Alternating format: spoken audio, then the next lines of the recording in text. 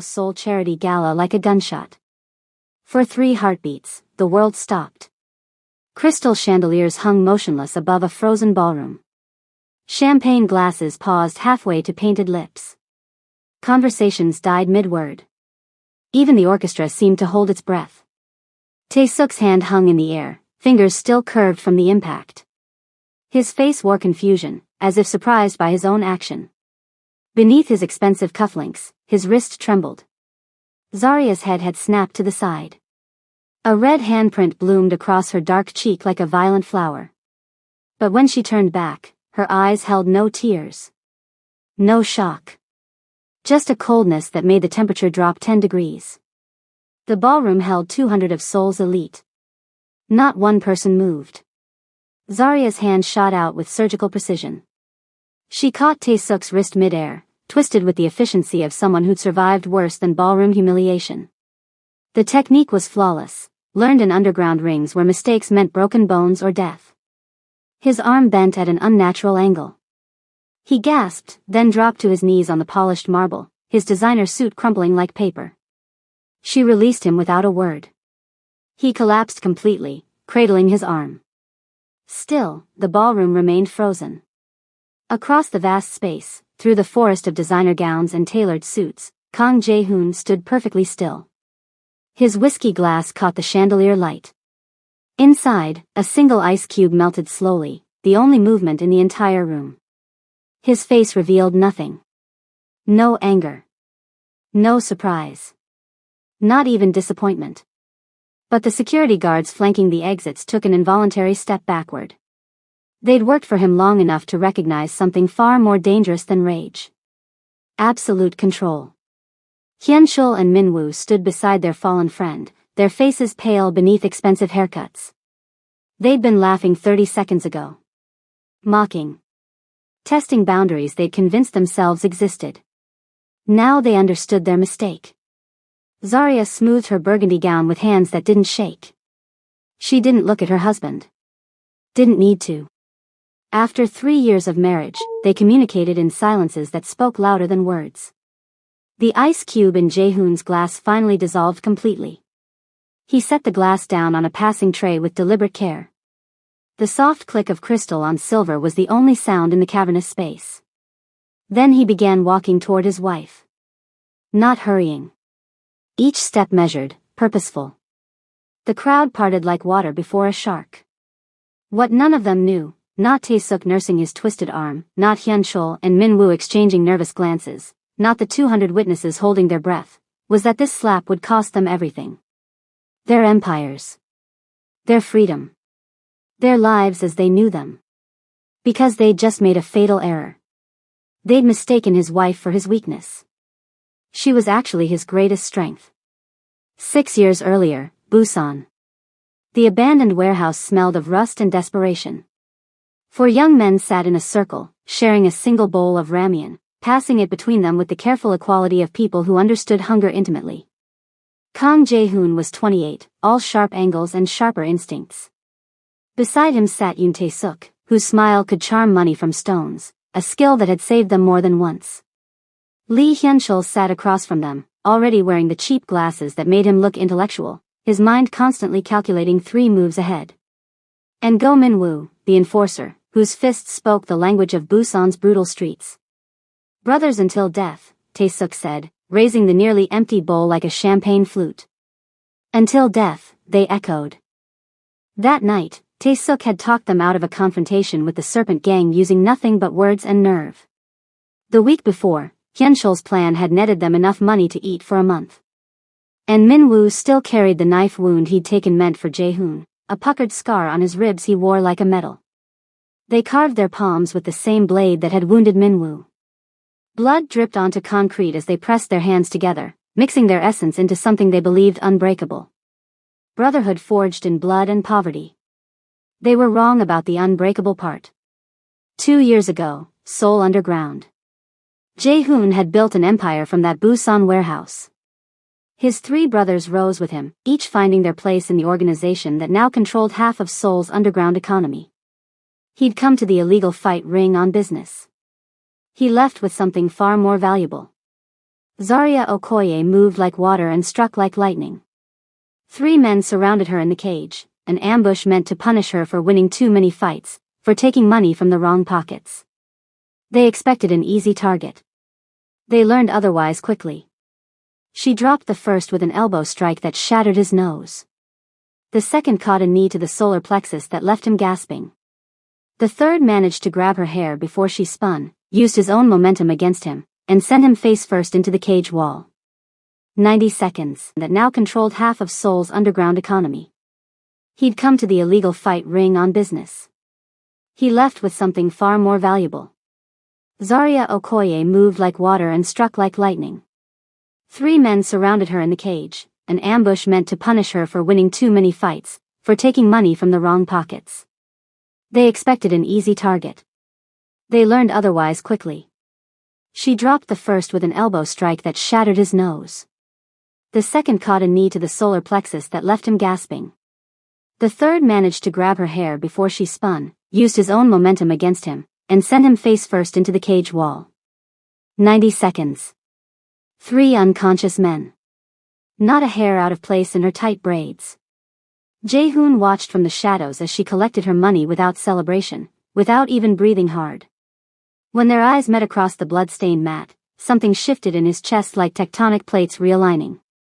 "You fight well," he said when he found her later. "I fight to survive," she corrected in perfect Korean, though her accent carried traces of another world. Over 6 months, they built something neither had expected to find. She'd survived human trafficking, arriving in Korea at 16 with nothing but the clothes she wore and an iron determination to never be helpless again. The illegal fighting rings had been her education, teaching her languages by necessity and combat by survival. "I speak 5 languages," she told him one night, tracing the scars on his back with gentle fingers. "English, Korean, Igbo, Yoruba, and Mandarin. You learn fast when your life depends on understanding threats in any tongue." "What language does your heart speak?" he asked. She smiled, a rare expression that transformed her face. "Yours, apparently."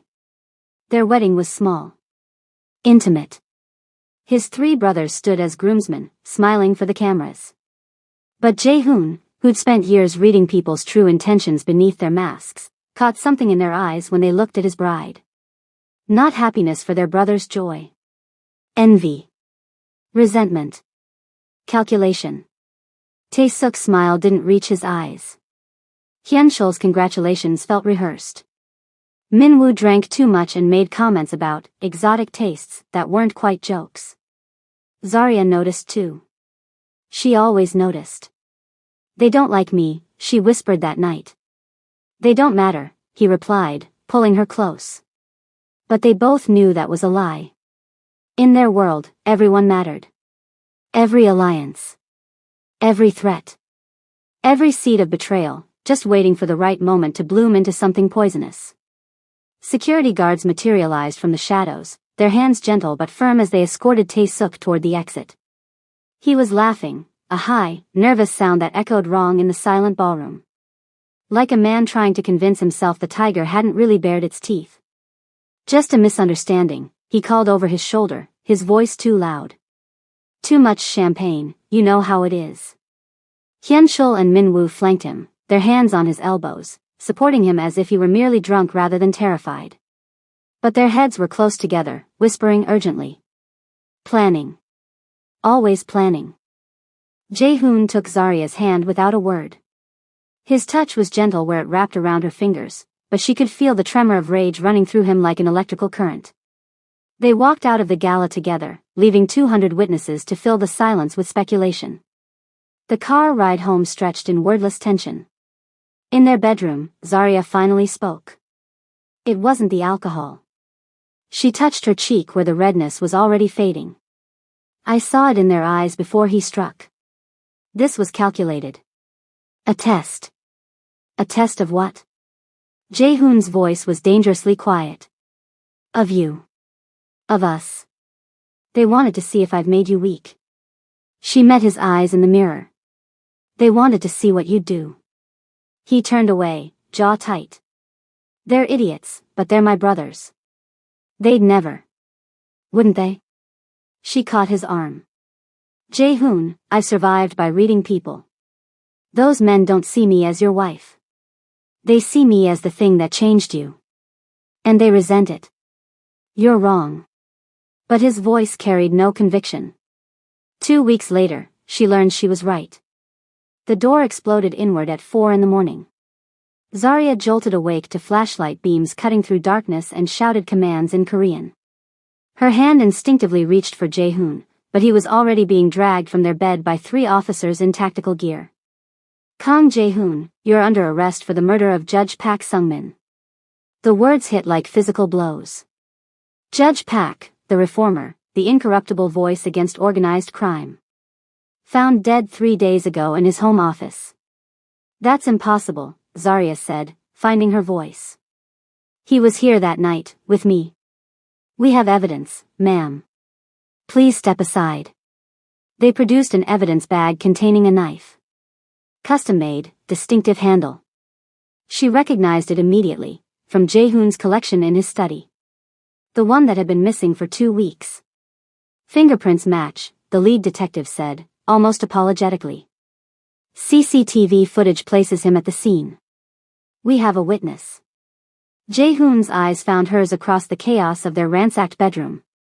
In that moment, she saw understanding dawn in his expression, the same realization crystallizing in her own mind. This wasn't police work. This was a frame. Precise, calculated, and executed by people who knew exactly where to find the perfect weapon, how to plant the perfect evidence. People who'd been in their home countless times. Brothers. Trust no one, Jae-hoon said as they cuffed his hands behind his back. Not a warning. A command. An acknowledgement that the world they'd known had just shattered. She watched them take him, helpless for the first time since she was 16 years old. The feeling was acid in her throat. The morning news played on repeat while she sat frozen in their living room. Crime boss arrested for judge's murder, investigation ongoing, territories now under temporary management by associate Yoon Tae-suk. Tae-suk. Already positioned. Already taking control. Her hands shook as she reached for her phone. Not with fear. With rage so pure it felt like clarity. They'd tested her husband at the gala. Found him unwilling to retaliate against his brothers. Mistook his restraint for weakness. Now they were destroying him, piece by piece. Taking his freedom. His reputation. His empire. But they'd made one critical miscalculation. They'd forgotten about her. Zarya stood, her reflection in the darkened television screen showing a woman transformed. No more the quiet wife at her husband's side. The fighter who'd survived trafficking and underground rings was emerging from where she'd buried her. If they wanted to see what she was capable of, she'd show them. Every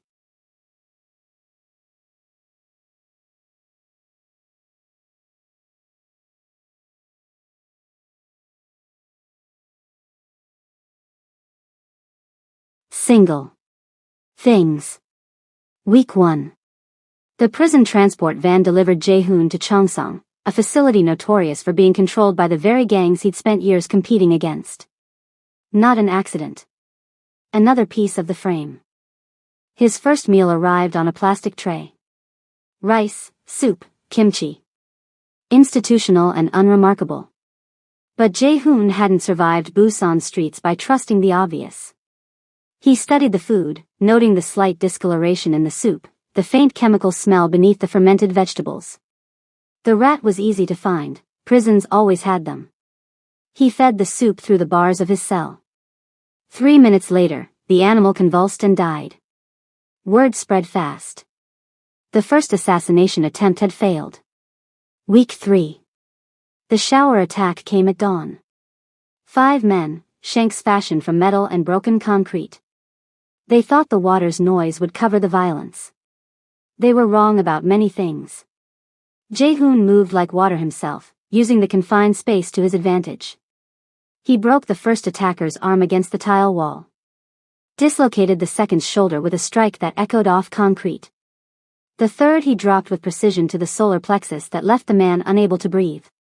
The remaining 2 ran. After that, other inmates watched him differently. Respect born from survival. Soon, an older prisoner approached him during yard time. Im Sang-woo, the man introduced himself quietly.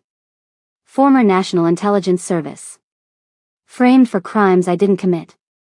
His eyes were sharp behind weathered features. You're building something. I can help. Thus, the Forgotten Ones was born, a network of wrongly imprisoned men who'd learned to trade in the only currency that mattered behind bars, information. Guard Choi Dae-young was their first outside ally. His brother had been killed by the same corruption that had imprisoned Sang-woo.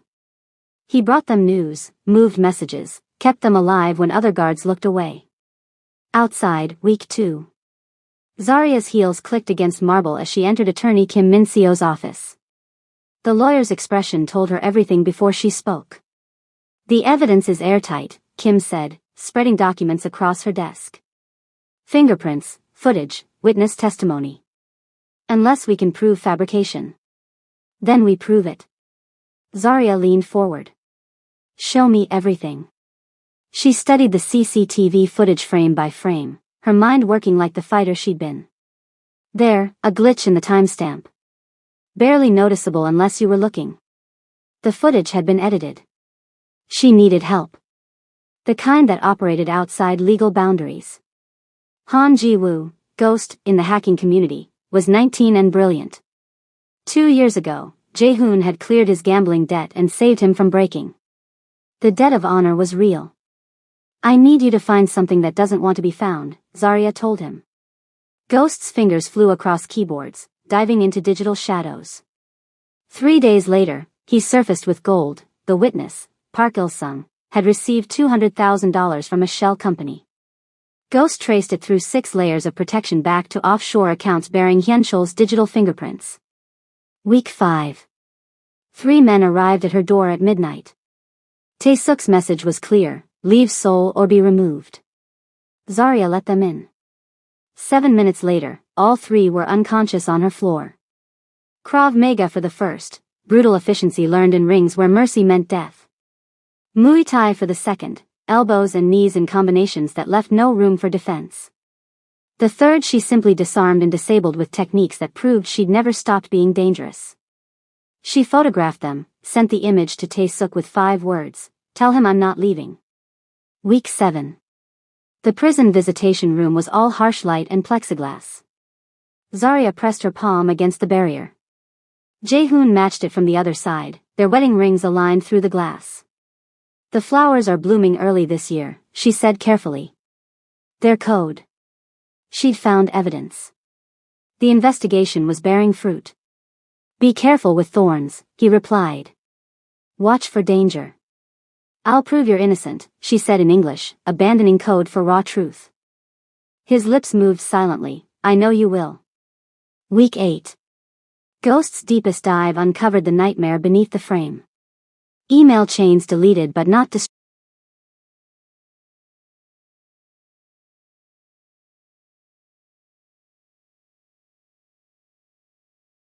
destroyed. Plans laid 6 months before the gala. And buried in coded language, the truth. Min-woo had killed Judge Park personally. Orders from Hyun-chul. Approval from Tae-suk. The judge had been investigating their cartel connections. His murder served 2 purposes, eliminate a threat and frame Jae-hoon for it. They'd stolen his fingerprints. Forged the footage. Bought the witness. Orchestrated everything. All 3 brothers. United in betrayal. Zarya sat in her makeshift investigation room, surrounded by evidence of their treachery, and felt something cold settle in her chest. Not despair. Not even anger anymore. Purpose. Clear and sharp as the blade they'd used to frame her husband. They wanted to destroy him. She'd burn their entire world down first. Week 9. Ghost's eyes were bloodshot from 72 hours of continuous hacking when he finally broke through. I'm in, he whispered, though they were alone in Zarya's makeshift war room. The private server materialized on his screen like a confession written in digital ink. Emails. Hundreds of them. Deleted but never truly gone, nothing ever was in the digital world. Zarya leaned over his shoulder, reading words that transformed everything she'd suspected into documented fact. From hchyential.secure@shell-corp.net. To tsm.w. Date, 6 months before the gala. Subject, the endgame. Asterisk, the wife is the weakness we've been waiting for. She's made him soft, hesitant. We test him publicly first. If he doesn't retaliate, we know we can proceed with permanent removal. Asterisk. Her breath caught. The slap wasn't a drunken impulse. It was a strategic provocation. She scrolled further, each email a knife twist. From T.S. Subject, cleaner approach. Asterisk, killing him creates a power vacuum and potential martyrdom. Better to destroy him completely, reputation, freedom, legacy. Frame him for something unforgivable. Judge Pak is getting too close to our cartel operations anyway. 2 problems, 1 solution. Asterisk. From M.W. Subject, acquisition complete. Asterisk, dinner executed as planned. Target heavily sedated, won't remember anything. Fingerprints lifted using polymer tape. Knife acquired from study. He suspects nothing. Asterisk. Zaria's hands gripped the desk's edge. What dinner? Ghost pulled up calendar cross-references. Business dinner. 2 weeks before Judge Pak's murder. Catered by, he clicked through shell companies, following the money trail like breadcrumbs. A company owned by Hyun-chul's cousin. They'd drugged her husband in his own home. Stolen his fingerprints while he was unconscious. Took the murder weapon from his collection while he smiled and drank wine, believing he was among brothers. The original plan had been assassination. But framing him was cleaner, their word. Clinical. As if destroying a man's entire existence was simply better business. Week 10. Park Il-sung's luxury apartment overlooked the Han River, a view purchased with blood money and lies. Zaria entered through the unlocked balcony door, moving with the silence she'd learned in rings where noise meant discovery and discovery meant death. He was watching television when she sat down beside him. To his credit, he only flinched once. You know who I am, she said. Not a question. He nodded, face pale. She didn't threaten. I didn't need to. Instead, she placed photographs on his coffee table. His daughter. 8 years old. Leaving school. Playing in the park. Living her innocent life. They paid you $200,000, Zaria said quietly. Coach you on testimony. Threatened your daughter to ensure your cooperation. She met his eyes. But witnesses who've served their purpose become liabilities. They'll kill you when you're no longer useful. I can protect you. Choose. The silence stretched for 30 seconds. Then Park Il-sung began to cry. They said it was just lying to the police, he whispered. Just saying I saw him leave the building. I didn't know, I didn't understand what it meant. Tell me everything. He did. $200,000 wired through untraceable accounts. Scripts for his testimony, rehearsed until perfect. Photos of his daughter with crosshairs drawn over her face, a promise and a threat. The recorder in Zaria's pocket captured every word. Week 11, inside. Jae-hoon noticed guard Captain Han watching him differently. The man's eyes held a hunter's patience, waiting for the perfect moment. Im Sang-woo confirmed it during yard time, speaking without moving his lips. Captains on their payroll. Riot being planned. You're the target. Make it look like gang violence. When? Soon. My NIS contacts say your friends are getting nervous. They want you dead before your wife finds too much. That night, Sang-woo revealed more. The National Intelligence Service had been building a case against the 3 friends for months. Money laundering, cartel connections, corruption network spreading through Seoul's elite like cancer. Judge Pak was their investigator, Sang-woo explained. He discovered your friends were facilitating Chinese drug cartel operations through legitimate businesses. That's why they killed him. You were just a convenient scapegoat. The pieces assembled into a picture far larger than personal betrayal. His imprisonment was a single move in a game involving corrupt officials, international crime, and networks of power that reached into the government itself. Week 12. The visitation came through unusual channels. Attorney Kim delivered documents for Jae-hoon to review. Legal paperwork requiring signatures. Except buried between pages of contracts was everything Zarya had found. Their hands met during the exchange. His fingers brushed hers for less than a second, but in that touch lived everything they couldn't say. Her warmth. His strength. A connection that prison walls couldn't sever. She mouthed through the glass, soon. He nodded once. Understanding passing between them is like electricity. They were running out of time. The riot was coming. The court date is approaching. Everything balanced on a knife's edge. But they weren't fighting alone anymore. And his brothers, former brothers, had no idea what was coming for them. Week 13, 6:47 a.m. The prison riot started in the cafeteria. A dropped tray. Shouted insults. Then 50 inmates surging toward Jae-hoon's wing with weapons fashioned from weeks of preparation. Not random. Coordinated. Purchased. Jae-hoon saw guard Captain Han unlock the security doors before disappearing. The betrayal was complete. Im Sang-woo materialized at his side. Secure wing. Now. They ran. The first wave hit them in the corridor. Jae-hoon caught a shank aimed at his throat, twisted the attacker's wrist until bones cracked, and used the man's momentum to throw him into two others. A broken pipe became his weapon, crude but effective. Sang-woo fought beside him, movements precise despite his age. Then a blade found him, sliding between ribs with terrible accuracy. He gasped, stumbled. Jae-hoon caught him, dragged him backward while fighting with one hand. A torn piece of metal became his next weapon. Then a fire extinguisher swung with enough force to crack skulls. The corridor was a nightmare of violence. 12 attackers between them and safety. Jae-hoon moved through them like death itself, not elegant, not clean, but brutally efficient. Every technique learned in Busan streets, refined through years of survival. Guard Choi appeared, weapon drawn, providing covering fire. A bullet caught his shoulder. He kept shooting. 37 minutes. That's how long Jae-hoon held that corridor. Blood soaking his prison uniform, none of it his. 7 attackers were hospitalized. The rest retreated when backup finally arrived. But the message was clear, next time, they'd send more. 7:23 a.m., across Seoul. Zarya was reviewing evidence when her apartment door shattered. Hyunchul's men moved with professional efficiency.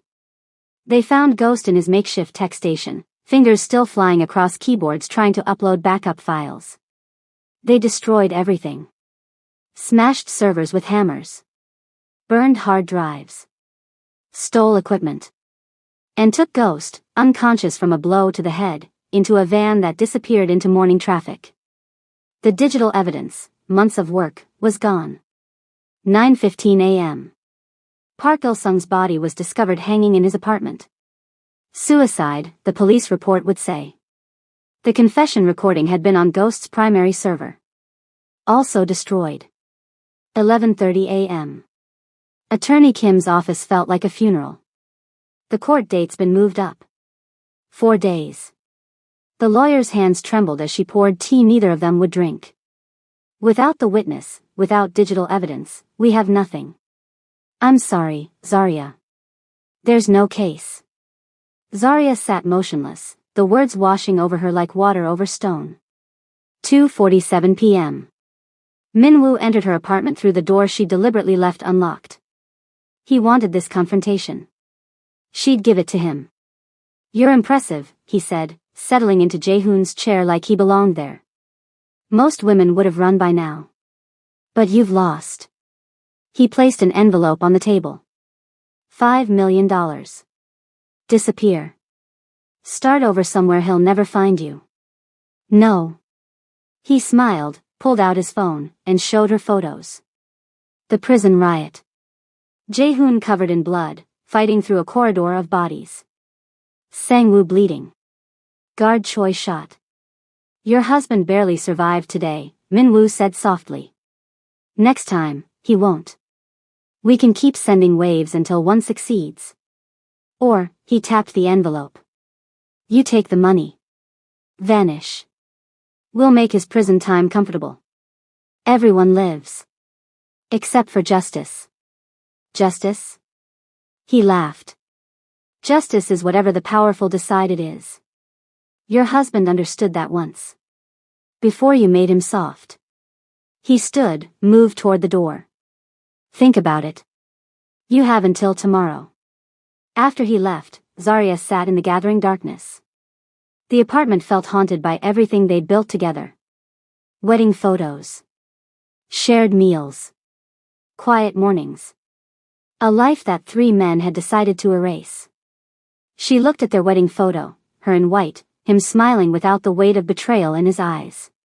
A single tear tracked down her cheek, the first she'd allowed herself since this began. Then she picked up her phone. Dialed an unlisted number she'd sworn never to use. A debt she'd promised to call and only if there was no other choice. A man answered in Japanese. Moshi Moshi. Zarya spoke one word. A title that carried weight across Asia's underworld. A name that opened doors and ended arguments. Oyabun. Silence. Then, the debt will be honored. We're coming. She ended the call and stood. The evidence was gone. The witness died. The case is impossible. But she just called in an army. If legal justice wouldn't save her husband, she'd bring a different kind. Week 14, dawn. The private jet touched down at Incheon International at sunrise. Zarya stood on the tarmac, watching figures emerge from the aircraft like spirits materializing from memory. Tanaka Hiroshi stepped out first, 60 years old, gray hair impeccable, traditional tattoos visible at his collar. Beside him walked his daughter, Keiko, the woman whose life Zarya had saved 8 years ago in an underground ring in Osaka. The Oyabun approached, bowed slightly. Zarya returned it. The debt is honored, he said in Japanese. What do you need? Everything. 5 years earlier, Osaka.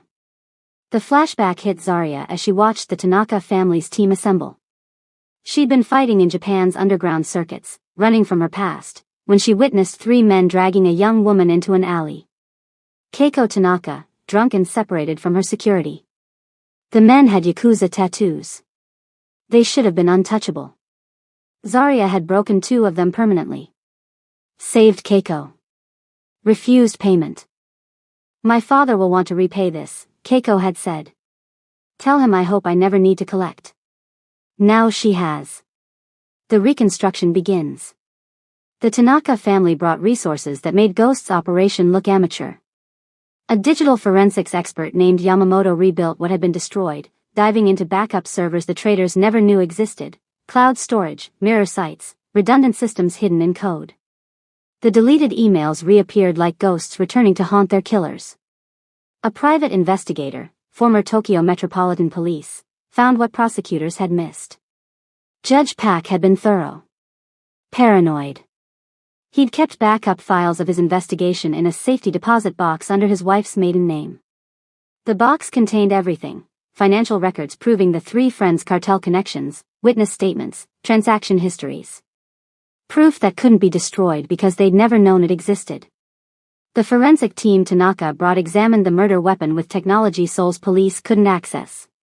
They found what they were looking for: the DNA evidence had been planted. Microscopic analysis revealed the blood had been applied post-manufacturing, and the cellular breakdown indicated laboratory storage. Ghost, rescued from the basement where Hyun-Chul's men had held him, traced the DNA samples chain of custody. It led to a medical laboratory owned through 17 shell companies back to Taesuk. They'd kept Jae-hoon's blood from a routine health screening. Planted it months later on a knife they'd stolen from his home. Every piece of their frame, documented and destroyed. Inside, week 14.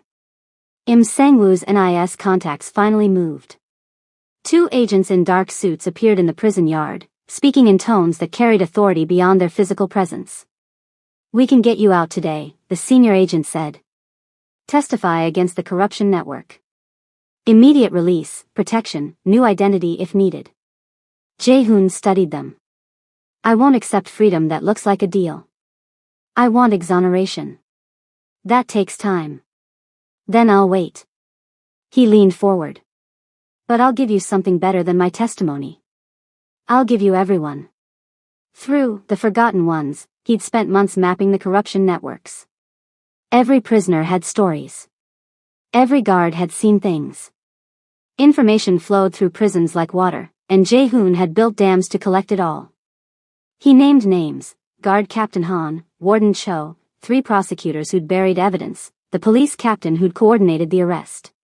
Every official his former brothers had purchased. The agent's expressions shifted from skepticism to hunger. This wasn't testimony. This was a roadmap to dismantling Seoul's corruption infrastructure. We'll need documentation. Already compiled. Sang-woo produced a file folder that shouldn't have existed in prison. Dates, payments, meetings. Everything. 2 days later, Attorney Kim filed for an emergency hearing. The new evidence was overwhelming. The judge had no choice. Kang Jae-hoon is hereby released pending full investigation. All charges suspended. Day 16, Prison Gates. Jae-hoon walked out into sunlight he'd thought he might never see again. Thinner. Harder. Gray streaking through his hair is more pronounced. But alive. Zarya stood at the gates wearing her wedding dress, the same white gown from 3 years ago. Not pristine anymore. She'd kept it through everything, a promise made of fabric and faith. He stopped 3 feet away, drinking in the sight of her. No plexiglass between them. No guards watching. Just them and the morning and freedom. He reached out, touched her left cheek with infinite gentleness. Where Tae-suk had slapped her. Where this had all begun. She caught his hand, pressed it to her face, then brought it to her lips. Kissed knuckles scarred from prison fights and survival. Ready to finish this? Her voice is steady. With you? A smile touched his lips for the first time in months. Always. The War Council. They gathered in a secure location, a penthouse owned by the Tanaka family. The army Zarya had assembled filled the room. Ghost, his face still bruised but eyes burning with vengeance. Tanaka Hiroshi and his people, bringing Yakuza precision to legal warfare. Im Sang-woo, released on medical grounds, his NIS contacts ready to move. Guard Choi, shoulder bandaged, armed with insider knowledge. And Jae-hoon's loyal people, the ones who'd never believed the charges, who'd waited for his return. Jae-hoon stood at the head of the table, Zarya beside him. Partners. Equals. They tried to bury me, he said quietly. They framed me. They tried to kill me. They threatened my wife. His eyes swept the room. Now we show them what happens when you mistake mercy for weakness.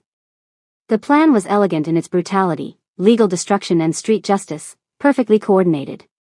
3 days, Zarya said. We take everything. Week 17, Day 1, 9:00 a.m. The press conference erupted like a bomb in Seoul's morning calm. Prosecutors stood before microphones, faces grave, announcing arrest warrants for 3 of the city's most prominent businessmen. Yoon Tae-suk, Lee Hyun-chul, and Go Min-woo are charged with conspiracy to commit murder, obstruction of justice, money laundering, and facilitating drug trafficking operations.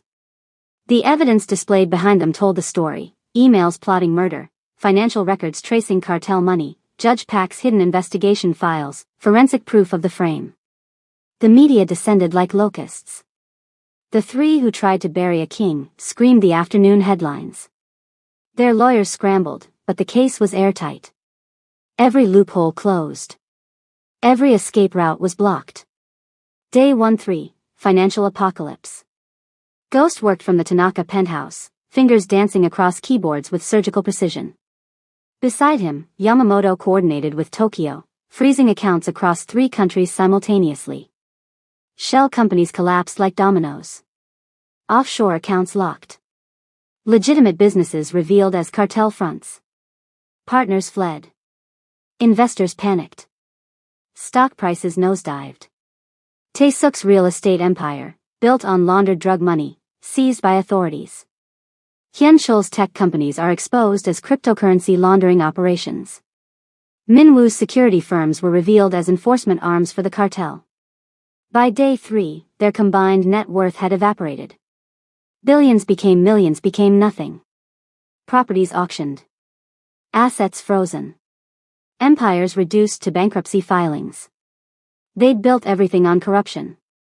When the foundation crumbled, nothing remained. Day 4, 11:47 p.m., Incheon warehouse. The warehouse where they'd sworn their blood oath stood empty and haunted. Jae-hoon sat in a metal chair in the center, Zarya standing at his right hand. Around them, shadows moved, loyal soldiers, Tanaka family representatives, 30 people who'd waited for this moment.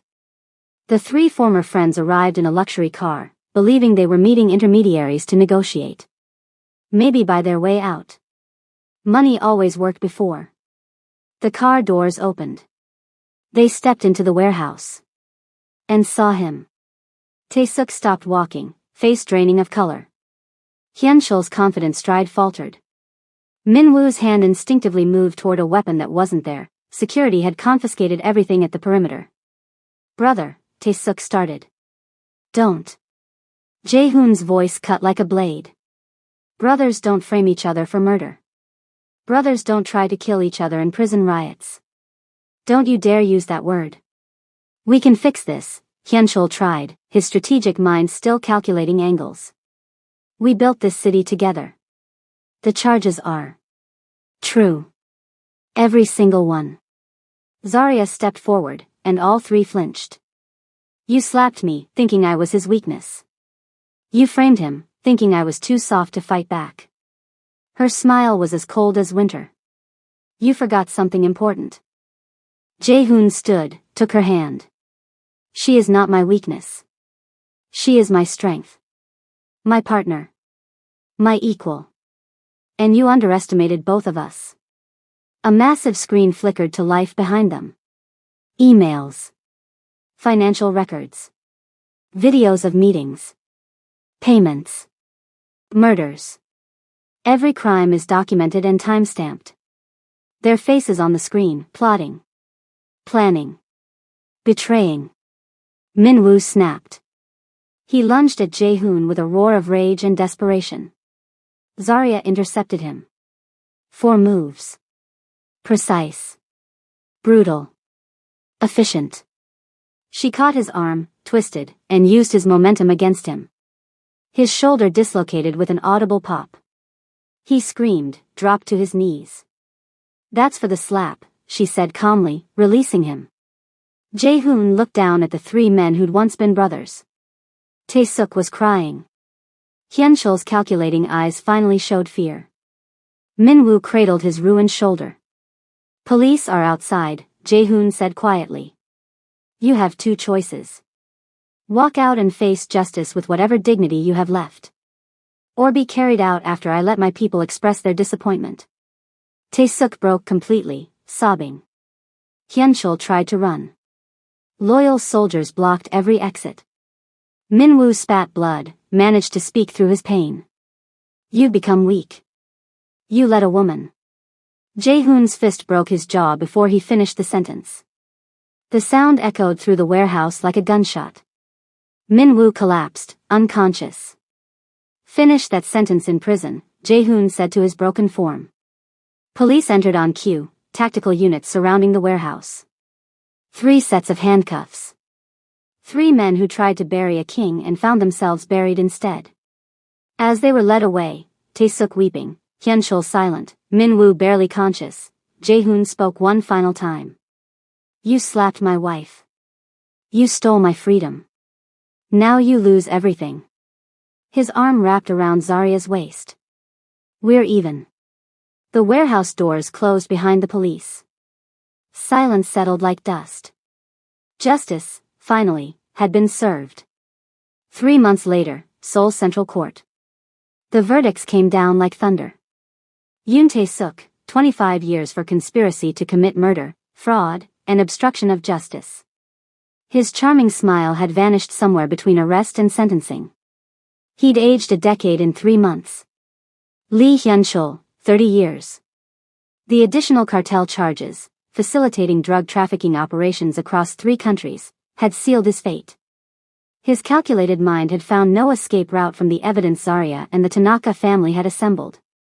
Go Min-woo, life without possibility of parole. Judge Park's actual murderer. The knife wound he'd inflicted, the life he'd stolen, the frame he'd helped construct, all documented beyond reasonable doubt. 17 corrupt officials received sentences ranging from 5 to 15 years. The corruption network that had protected the 3 friends collapsed like a house of cards. Seoul's underground didn't disappear, it never would, but it reorganized under new leadership. Leadership that understood the old ways had led only to destruction. New beginnings. Jae-hoon's new company occupied a glass and steel building in Gangnam. Legitimate. Legal. Clean. The sign read, Kong Security Consulting, in English and Korean. Inside, former prisoners worked alongside former guards. Im Sang-woo managed operations, his intelligence background transforming into corporate strategy. Guard Choi, just Choi now, headed their protection division, training security personnel with the same dedication he'd shown protecting Jae-hoon in prison. Ghost ran cybersecurity, his hacking skills now employed defending rather than infiltrating. The Forgotten Ones had found purpose beyond survival. In Seoul's immigrant district, Zarya cut the ribbon on her community center. The building was modest but filled with light.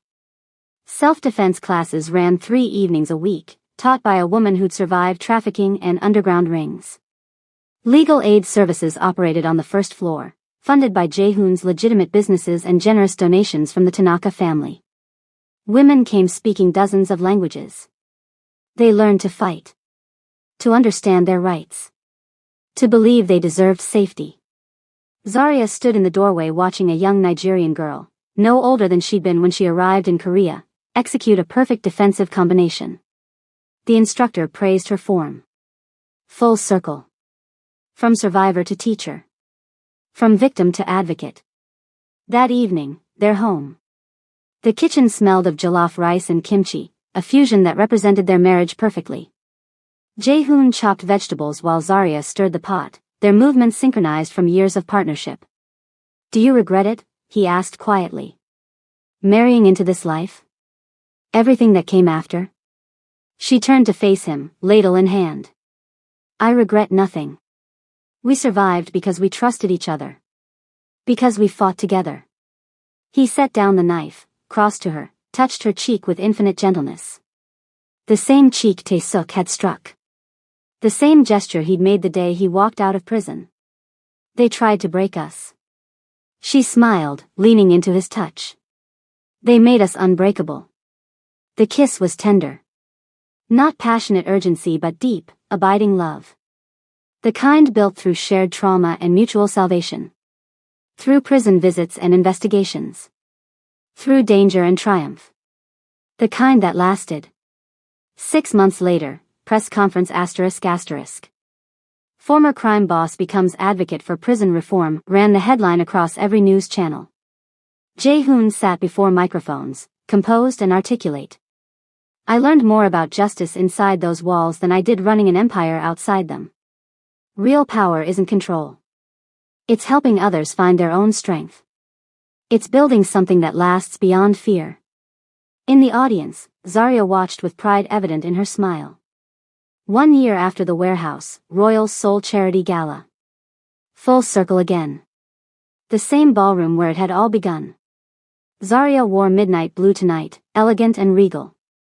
Jae-hoon's tailored suit was impeccable. They entered as legitimate philanthropists, donors to prison reform, immigrant services, anti-trafficking initiatives. Whispers followed them. They always would. But the whispers had changed from fear to respect. From scandal to admiration. They danced together under the same crystal chandeliers that had witnessed Tae-suk's slap. The orchestra played. Other couples orbited around them.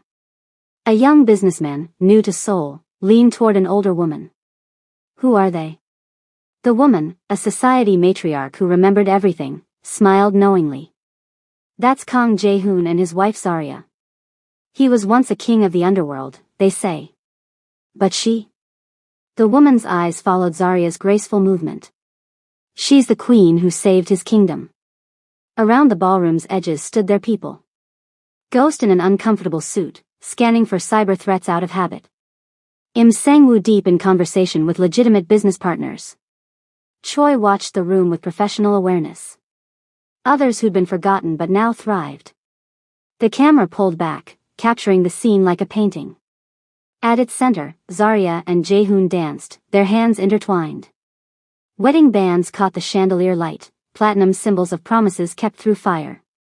In a world that had tried to bury them, they had chosen to rise together. They had faced betrayal, survived prison, orchestrated justice, and emerged not broken but transformed. Seoul had learned a lesson that would echo through its streets and boardrooms for generations: never mistake his wife for his weakness. She was the reason he survived. His strength. His partner. His equal. And together, they were unstoppable.